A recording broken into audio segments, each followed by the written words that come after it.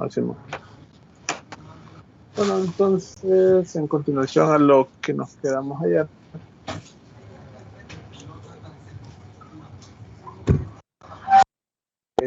Es más o menos ciertos temas que vamos a ver hoy.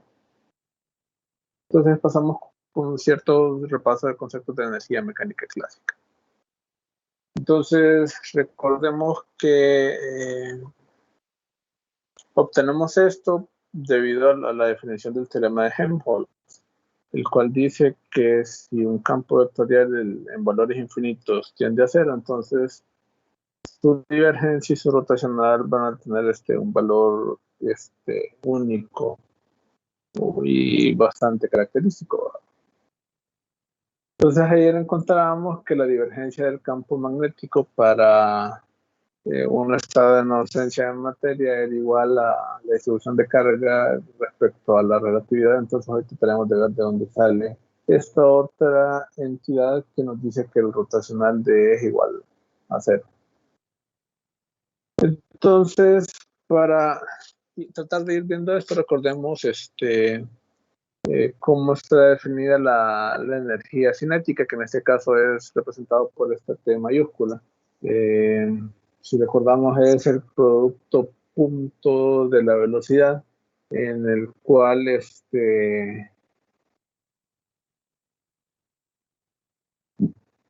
sabemos que el producto punto nos da exactamente la magnitud de un vector, ¿verdad? Que es exactamente lo que se trabaja en física 100. En física 100, el valor que se mete a este valor solo es de una característica o solo es, perdón, de una componente. Entonces, por lo tanto, resulta igual como se meta en esta parte, ¿verdad? Pero, por ejemplo, si se analiza un movimiento en que tenga o que se produzca más de una componente, entonces notaríamos sí el valor.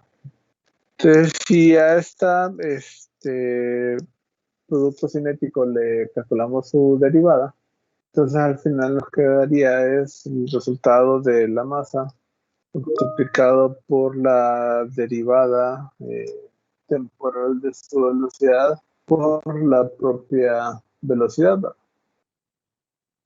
Entonces, al notar estos valores, podemos ver que esto es exactamente que tiene cierto valor bastante característico con lo que es la definición de trabajo que tenemos en la parte inferior, ¿verdad? Y de ahí es donde procede uno de los principales teoremas, que el cambio de energía cinética es exactamente igual al trabajo que se realiza. Como en este caso hablamos de una fuerza que tiene más de una componente en la cual se está registrando el movimiento y que por lo tanto la fuerza es invariante, no como la fuerza que se miraba en física 100. Entonces por eso es que el producto de esto está dentro de este integral. Entonces a esa ecuación se le conoce como el teorema del trabajo-energía, ¿verdad? Y si no hay un cambio en las unidades de energía cinética para este caso, entonces el trabajo tendría que ser cero, ¿verdad? O sea, al integrar el desplazamiento que produce una fuerza a través de una distancia tendría que ser absolutamente cero. Entonces, si seguimos analizando, nos damos cuenta que van a haber ciertas fuerzas que van a producir un cambio, otras que no, ¿verdad? Entonces podemos ver esto a través de la energía potencial o a través de si estas fuerzas van a representar, van a aportar o no energía, ¿verdad? Entonces, si son fuerzas conservativas, recordemos que estas no están agregando energía al sistema, pero si son fuerzas no conservativas, entonces estas fuerzas sí están agregando energía al sistema, ¿verdad? O sea, para que el resultado del cambio de la energía cinética sea distinta de cero, básicamente es porque estamos actuando bajo un contexto en el cual tenemos un cambio de energía cinética. pero también puede ser de que son dos fuerzas opuestas, que las fuerzas son variables, perdón, pero si estas varían en igual forma, entonces puede dar como resultado un valor cero. Entonces, a este punto lo que tenemos que ver es que esta fuerza depende o dependerá únicamente de la ubicación en la cual se tenga, y que el trabajo que se realiza a través de este valor F es independientemente de la trayectoria. Entonces, es importante tener en cuenta estos valores, ¿no? Que la F solo va a depender de R y que el valor que esta puede tener a través de su trabajo es independientemente de la trayectoria. Entonces, a través de esto se puede plantear lo que es la fuerza conservativa, partiendo del hecho de que esta fuerza es exactamente igual al negativo del trabajo, ¿verdad? Entonces, si lo que se tiene en este punto era la integral de la fuerza con el diferencial de R, entonces para tener la energía potencial solo habría que agregar el negativo R. Esto propio de las operaciones que se estarían realizando en este valor. Y tener en cuenta de que RO viene siendo un valor de referencia, en el cual se elige o se diagrama de tal forma de que la energía potencial en ese punto sea cero, y que a través de este valor entonces se puede calcular en sí la energía potencial debido a estos fenómenos. Entonces es importante recordar que la función va a representar condiciones de conservatividad que eh,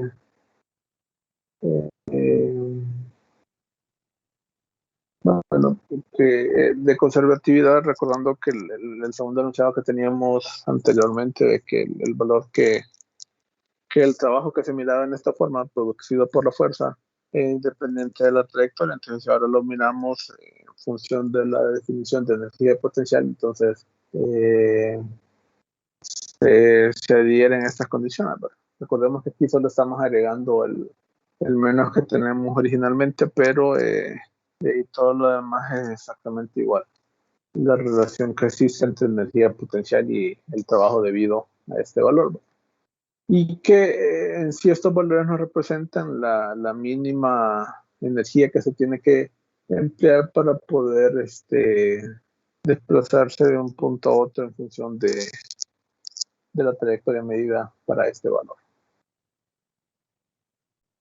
Entonces, notamos ciertos valores y vemos que el trabajo para poder movilizar la carga de R sub 0 a R2 o movilizar la carga de R sub 1 a R sub 2 es exactamente igual a la energía potencial del punto 2 menos el punto 1, recordando el signo negativo que se tenía al principio, ¿verdad? Pero es bastante importante si esto ya lo empezamos a ver en funcionamiento de la energía potencial, debido a que algo contrario a los objetos que tenemos, estos valores ya no son tan fácil notarlo eh, a simple vista, sino que requieren ya, en ocasiones de cálculo para poderlo determinar, ¿verdad? Entonces es muy importante notar de esta forma que si vamos a tener una variación o si para cualquier trayectoria en movimiento en el eje se tiene que producir un movimiento entre estos, esto va a producir un trabajo. Y si el trabajo que se tiene para estos efectos es distinto de cero, entonces va a provocar de que la energía potencial en estos puntos también sea distinto de cero, ¿verdad? Pero recordemos que esto solo va a ocurrir cuando tenemos la presencia de fuerzas no conservativas. ¿Verdad? Si tenemos fuerzas conservativas, al final este valor tiene que ser exactamente igual a cero.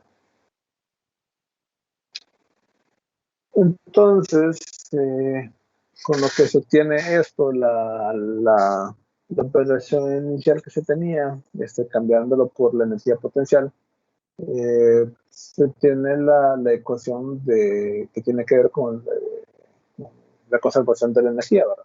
El cual el cambio de energía cinética y potencial es igual a cero, ¿verdad? Eso ante la ausencia de un trabajo realizado para este valor, ¿verdad? O lo que habitualmente se ve como la energía mecánica del sistema es igual a la energía cinética más la energía potencial para uno de estos puntos, ¿verdad?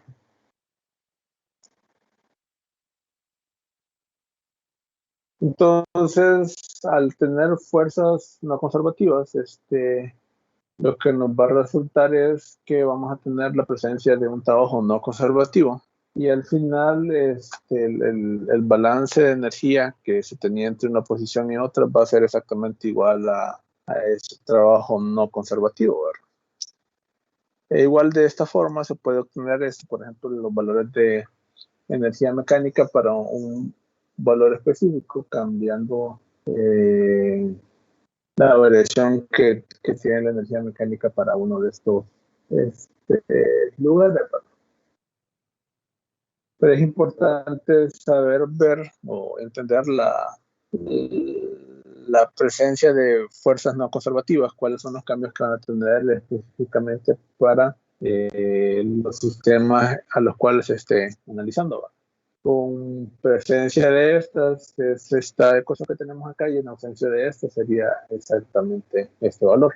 Pero al final todo se puede definir en función de estas ecuaciones que tenemos acá, en las cuales si no hay fuerzas no conservativas, entonces esto es igual a cero. Y es exactamente la ecuación que tenemos en esta parte. Entonces, de la definición que se teníamos de energía potencial,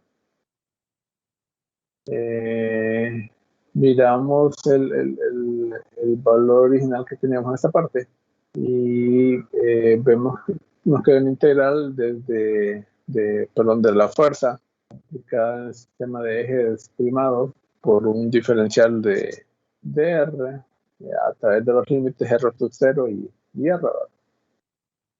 Pero esto también se puede calcular de otra forma a través del trabajo, el cual es partiendo del límite de R a R más diferencial de R.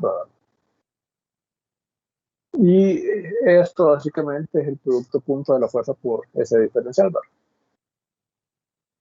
Entonces, aplicando las coordenadas cartesianas para este punto,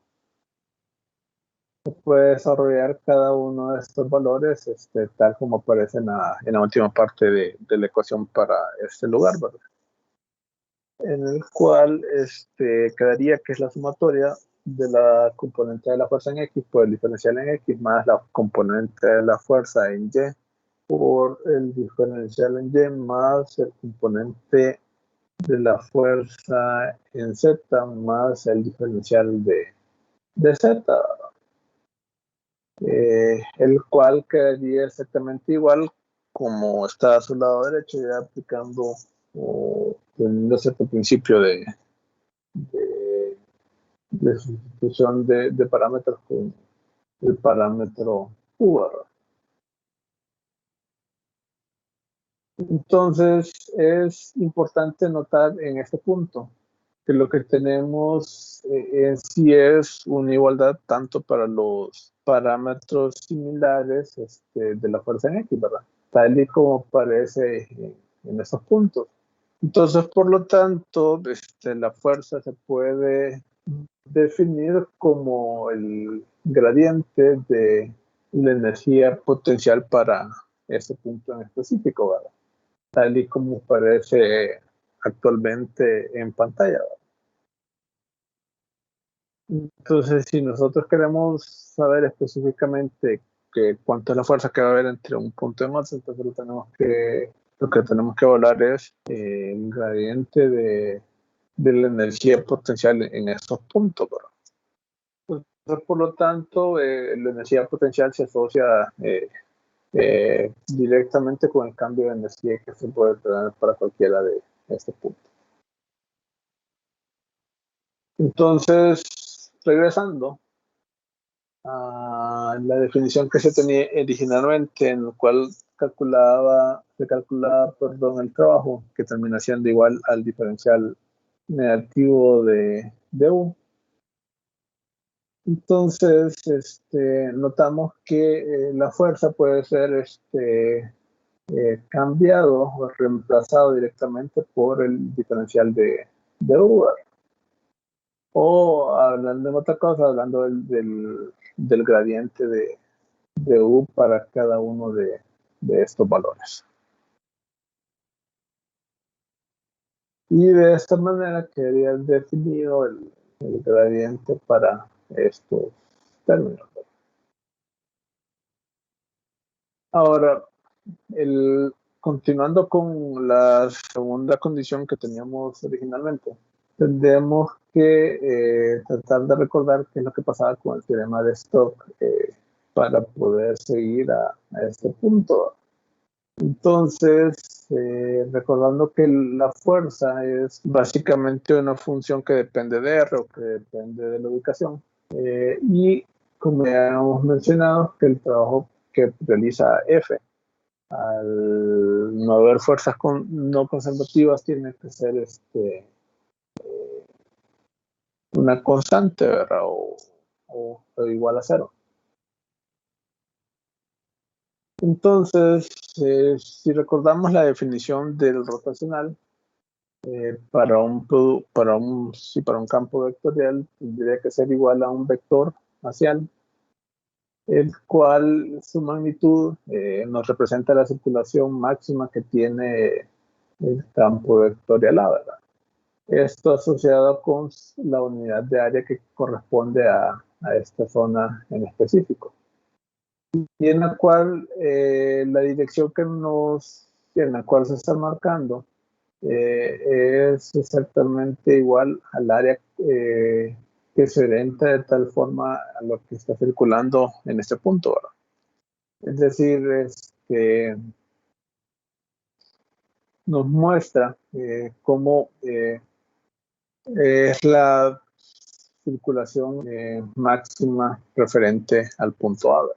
Entonces, donde mayor sea la rotacional A, entonces en ese punto quiere decir que mayor va a ser la transferencia o la circulación de ese campo vectorial mediante el cual se está calculando, ¿verdad? Entonces, se intenta ver esto o definir esto a través de las coordenadas cartesianas, nos queda esta parte, ¿verdad?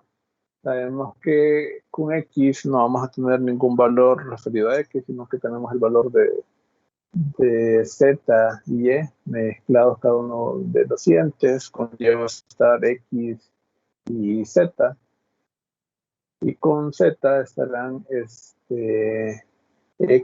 y Y como aparece en figura, ¿verdad?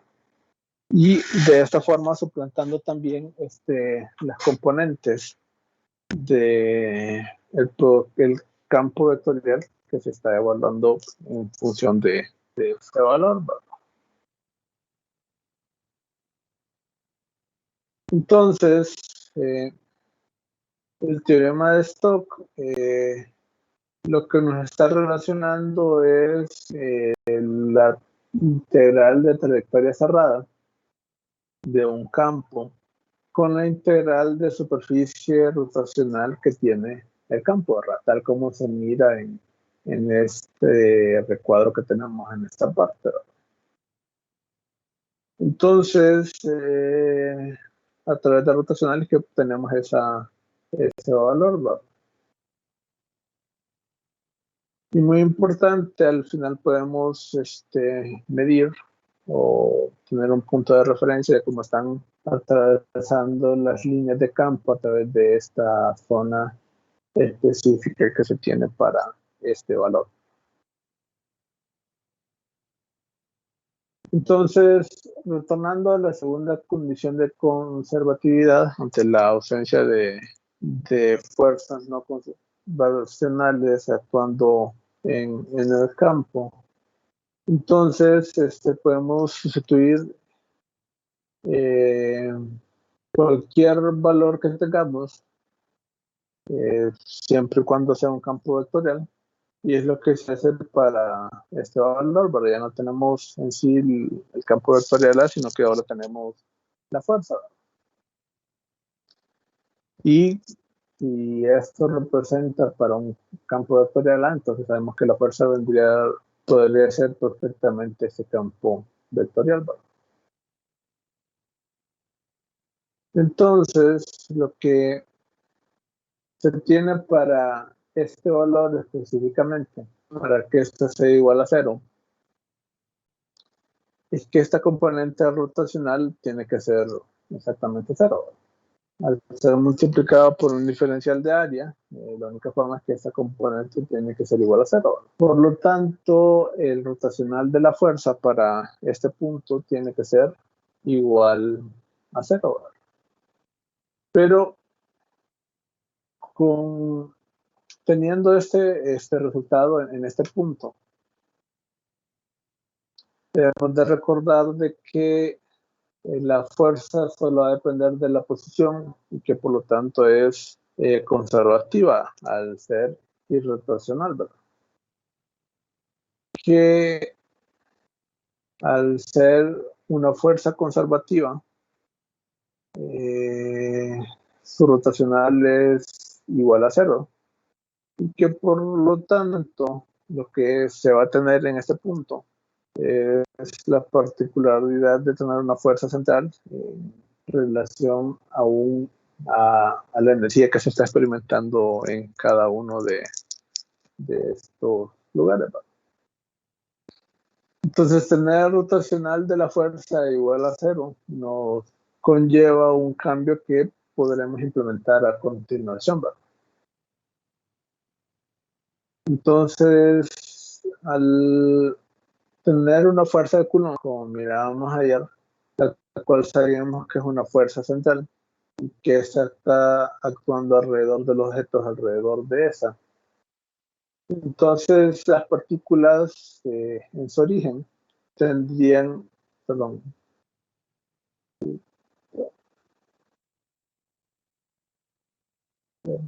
tendrían esta forma de interés, recordando que el conjunto de cargas que se puede tener alrededor de esta estarían representando por esta Q, ¿verdad? La K que se representa en esta forma equivaldría a 1 sobre 4pi por la permitividad en el vacío. Y de ahí todo lo demás ya es conocido, ¿verdad? Entonces, básicamente lo que tenemos aquí es, bueno, como habíamos dicho anteriormente, una expresión de la fuerza de Coulomb. Entonces notamos que esta fuerza, como decíamos anteriormente, solo depende de R, y que esta fuerza está actuando a través de las componentes que corresponden a R. Cualquier valor que se tenga de esta subfunción f sub r va a ser aplicada a través de este vector para poder discriminar lo que se tiene alrededor de él. Entonces, si esta función f sub r solo depende de r, entonces su magnitud también va a depender de r. Es decir, de que no va a depender tanto de su dirección, sino que depende específicamente de condiciones que se van a tener en función del valor para este caso, del vector de R. Entonces, para este caso podríamos tener cualquier valor para las componentes de phi y pi, porque el valor de esta fuerza es completamente independiente a estos valores, ¿verdad? resultando de esta forma que lo que tenemos en este punto es completamente simétrico e invariante. Permítame.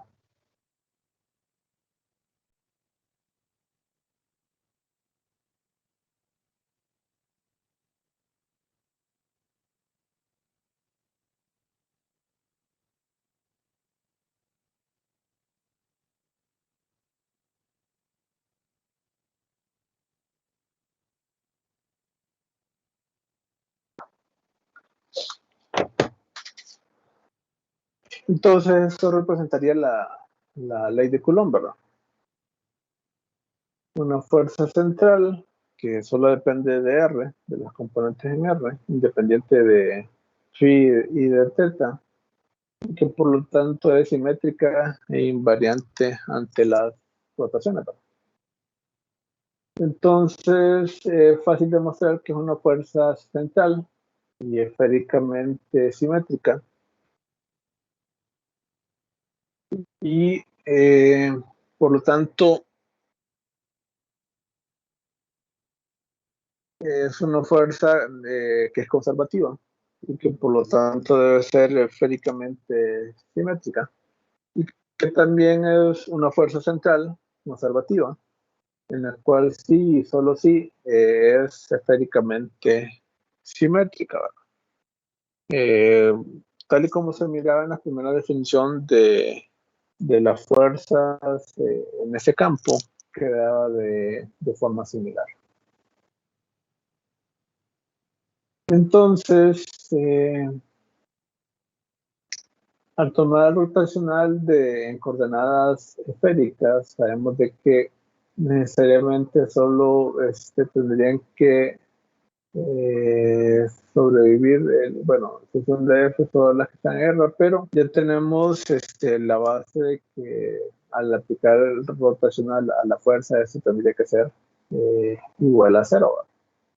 Si tomamos esta expresión que tenemos en esta parte y la introducimos en esto, eh, sabemos específicamente que el resultado al cual nosotros vamos a obtener es que esto es completamente igual a cero. Nuevamente, reiterando lo que habíamos dicho inicialmente, que solo va a depender de la posición, por lo tanto es irrotacional, y que a su vez es una fuerza conservativa.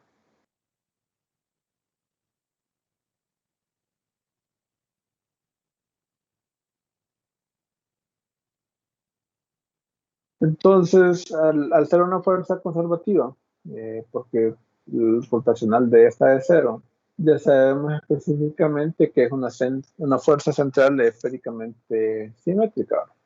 O sea que de su fuente donde se encuentra originada, va a actuar a partir de ese punto de forma simétrica, en función básicamente donde se encuentra la otra carga. Entonces, al verificar las condiciones que teníamos para esta fuerza de Coulomb, ahora miremos la ecuación de la fuerza para el rotacional de Eber. Entonces, de ayer, describiendo la fuerza de Coulomb, notábamos esta ecuación que teníamos en esa parte superior, que la fuerza de Coulomb era exactamente igual a la carga por el campo eléctrico. Entonces, si en la ecuación del rotacional de F sustituimos este valor, quedaría el valor siendo multiplicado por la Q y la E. Sabemos que la Q no se ve afectado por las variables, entonces se puede extraer, quedando que es igual a Q, entre paréntesis, el rotacional de Eber. O sea que la Q se puede pasar hacia el otro lado del igual y solo nos va a quedar que es el rotacional de Eber. Entonces, el hecho de que la fuerza la fuerza de Coulomb nos garantizara que el rotacional de la fuerza sea igual a cero. A través del cambio que tenemos de esta ecuación en ese punto, es que nosotros podemos extender o generalizar de que el rotacional del campo eléctrico para este punto es exactamente igual a 0, ¿verdad? Y eso que queda en esa parte es la segunda ecuación de Maxwell para la electrostática, viéndolo tanto de forma diferencial e integral, ¿verdad? Recordemos que esta es, por así decirlo, las ecuaciones que se ven en 321, todavía no hemos visto presencia de materia, ¿verdad? Solo estamos haciendo un recordatorio de estos valores. Entonces, de esta forma podemos obtener los dos valores que hacía mención Helmholtz, sabiendo de que el campo eléctrico va a tender a cero a medida que los valores de R tienden a infinito, ¿verdad?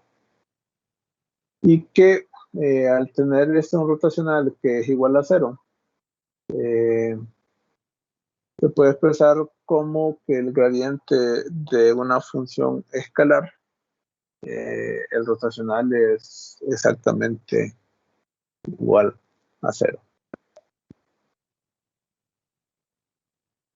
Entonces, ahora procedemos a ver ciertas formas que tienen potencial de energía, potencial eléctrica para estos valores, ¿verdad? Recordando de esta forma en la cual teníamos a la energía potencial, que nuestra forma sería igual al negativo del trabajo. Entonces, esto se puede reemplazar con la fuerza de Coulomb, ya que en esta parte se mencionaba una fuerza en la parte de la integral de este valor. Entonces se cambia por la definición que teníamos de fuerza de Coulomb, ¿verdad? La carga multiplicado por el campo eléctrico. Entonces, de esta forma, se define un potencial electrostático que nos sirve para calcular la energía potencial, ¿verdad? El cual sería exactamente igual a la integral desde R sub 0 hasta R del campo eléctrico por el diferencial de R, ¿verdad? Y notamos que este solo va a depender de la fuente y no tanto de las interacciones que éstas estén experimentando para este valor, ¿verdad? Entonces, al intentar inducirnos en estos valores, sabemos que el trabajo es igual al negativo del cambio de energía potencial. Y sabemos, por lo tanto, que si tenemos un cambio de energía potencial, este sería igual a la carga multiplicada por el cambio de este potencial eléctrico. Y que por lo tanto el cambio de potencial eléctrico, muy importante saber la diferencial de la energía potencial U, estamos hablando de este delta phi, quedaría igual al trabajo realizado por la aplicación de este valor dividido entre Q, o lo que sería exactamente igual a condiciones de campo, para el campo eléctrico multiplicado por BDR.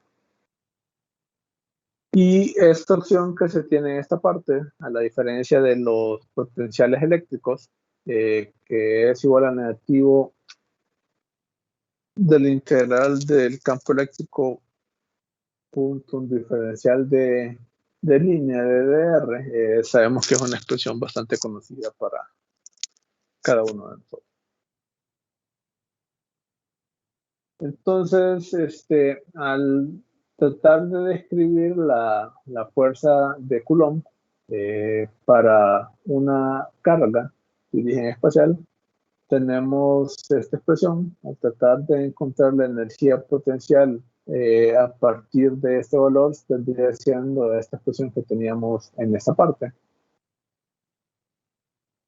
Entonces, al calcular su energía potencial para este punto,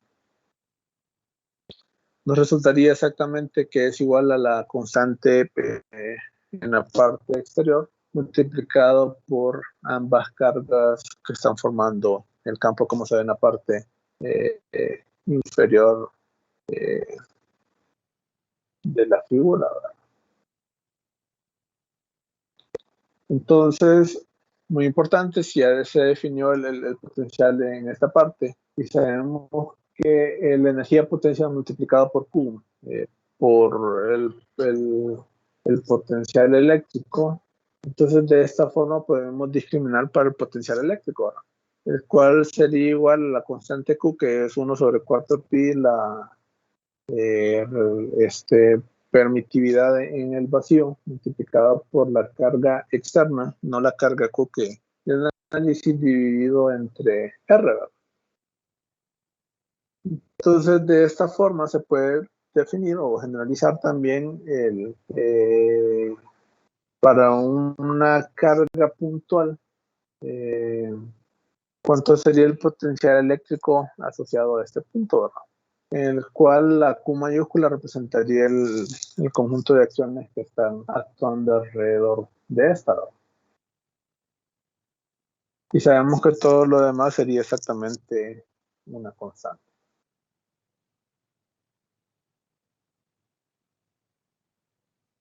Entonces, tratando de dejar de una manera expresada de forma general, si se trata de calcular el potencial para cargas que estén asociadas, entonces es una sumatoria como esta parte igual.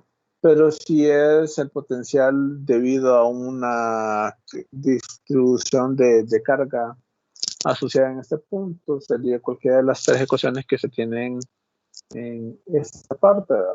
Si es una distribución volumétrica, si es una distribución de área en este punto, o si es una distribución lineal que está afectando. Igual como mirábamos ayer, que en función de la distribución de carga que estuviera asociado, se podría definir en función de estos valores, ¿verdad? Muy importante a este punto es que observamos que las formas en las cuales se describe el potencial es exactamente igual que ayer. Lo único que estaría variando para cada uno de estos casos en específico es los elementos exteriores. Entonces, de esta forma, si sabemos que la fuerza es el cambio de la energía potencial, y sabemos de igual forma que a través de la fuerza de Coulomb es igual a la carga por el campo eléctrico, igual a la variación que puede tener la energía potencial. Entonces, si se trata de definir el campo eléctrico como el gradiente negativo del campo eléctrico, entonces quedaría definido de esta manera, ¿verdad? Entonces, si se tiene el potencial, es posible obtener el gradiente, o si se tiene también el campo eléctrico, es posible obtener el gradiente de esta expresión, ¿verdad? Entonces vemos cómo se está asociando tanto la superficie, perdón, el cuerpo el cuerpo del campo eléctrico, así como el cuerpo de la superficie, perdón, del diferencial del potencial eléctrico, perdón, en este aspecto, ¿verdad? Y vemos cómo están directamente asociados. Es decir, si en un caso el potencial aumenta, vemos cómo este también tiene que aumentar, naturalmente, en dirección contraria, por decirlo negativo. Pero es una relación más o menos similar. Entonces, de esta forma también se puede obtener el potencial eléctrico, sabiendo que ese valor C que se muestra en esa parte es en referencia al conjunto infinito que se tiene. Pero generalmente para condiciones propias o locales se asume o se trabaja con que ese punto es una constante o sinceramente no se considera. Entonces, es importante seguir viendo la importancia que tiene el potencial eléctrico y viendo cómo al tener un conjunto de cargas que también genera un campo eléctrico, esto se puede ver también cómo esta genera tanto una energía potencial como una energía cinética cuando ya producen que las cargas estén en movimiento, o cómo estas están ocasionando un potencial eléctrico para cada uno de estos valores, ¿no? Y recordar que a través del potencial eléctrico, como hemos visto en clases, también se puede definir nuevas formas para poder calcular tanto el campo eléctrico. Y después vamos a ver que estos potenciales están asociados con los campos un poco más adelante. Entonces, recordemos el rotacional perdón, la divergencia del campo eléctrico es igual al diferencial de carga entre la permitividad del vacío. Si el campo eléctrico es igual al diferencial del potencial eléctrico, entonces al final con el gradiente del potencial eléctrico tendría que ser exactamente igual a la distribución de carga, ¿verdad? Pero si por lo tanto estamos en condiciones en las cuales no estamos ante presencia de cargas o las sumatorias de, de estos puntos en cada posición específica es igual a cero, entonces nos queda lo que es la ecuación de Laplace, la cual el gradiente del potencial eléctrico es exactamente igual a cero. De lo contrario, tendría que ser igual a la distribución de carga entre la permitividad de estos valores, ¿no? Entonces, es muy importante saber notar estos valores y cómo estos valores hacen o permiten ver cómo la energía se conserva, ¿verdad? Cuando estamos ante la ausencia de una fuerza en este valor, ¿verdad? Es decir, si se tiene un objeto que está circulando con una carga positiva que va hacia la derecha y se tiene un campo eléctrico actuando en dirección contraria, es como la especie del resorte que teníamos en aquel tiempo, ¿verdad? En la cual va a ir avanzando, pero a medida que está en contacto con el resorte, va a ser de que empiece a perder fuerza, llega a un punto en el cual se detiene por completo y después sale eyectado en dirección contraria, ¿verdad? Y esto, por ejemplo, o tiene mucho que ver, por ejemplo, con ciertas técnicas que se utilizaban en pantallas anteriormente para detectar más de electrones. En televisores antiguos, que eran pantallas, por ejemplo, de computadora o algunos televisores, uno ve una imagen y creen o es de creer de que la imagen está presente en todo ese tiempo, ¿verdad? Pero en sí lo que ocurre es, específicamente se tiene un electrón que está golpeando una celda específica de la pantalla y eso es lo que está captando, ¿verdad? Ahora, la velocidad con la cual se está desplazando este elemento es tan elevada que siempre nos hace ver que la pantalla esté iluminada por completo, ¿verdad? Pero si tuviésemos la capacidad de poder ver este elemento, notaríamos de que solo está encendido a través de una pantalla, ¿verdad? Entonces, esta figura que se tiene aquí era específicamente para ciertas formas en las cuales se trataba de desplazar el haz de electrones para que no estuviera pegando siempre en el centro. Ya con algunos televisores un poco más modernos utilizaban una especie de bobina en esta zona en la cual hacían de que todo este elemento variara un poco más rápido, pero las primeras pantallas que se construyeron estaban de esa forma. Se tenía un campo eléctrico a través de este punto, entonces al pasar el electrón, en función del valor del campo, se desplazaba hacia arriba o hacia abajo y eso hacía de que estuviera golpeando diversos puntos de la pantalla. No sé si tienen alguna duda o consulta hasta este punto.